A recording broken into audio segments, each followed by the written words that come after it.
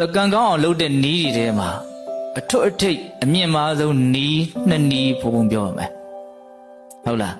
ကံကောင်းအောင်အကောင်းဆုံးပြင်ဆင်တဲ့နီးအမြင့်မြတ်ဆုံးပြင်ဆင်တဲ့နီးဘယ်နှနီးပြောရလို့နှစ်နီးပြောရမယ်အဲ့ဒီနှစ်နီးကဘာလို့ဆိုတော့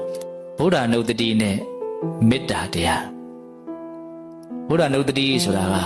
မြတ်စွာဘုရားရဲ့ဂုဏ်အည်အသွေးမြတ်စွာဘုရားရဲ့အလွန်မြင့်မြတ်ဖြူစင်တဲ့အကြောင်းအရာတွေကိုစဉ်းစားဆင်ခြင်တာဣတိပိသောဘဂဝါအရဟံသမ္မာသမ္ဗုဒ္ဓောရရနော်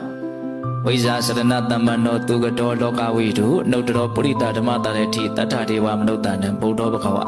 မြတ်စွာဘုရားရဲ့ပြည်စုံတော်မူထားတဲ့ဂုဏ်အည်အသွေးကြီး၉မျိုးပေါ့နော်အဲ့ဒီတည်းကနံပါတ်1ဂုဏ်အည်အသွေးရပါတော့အရဟံ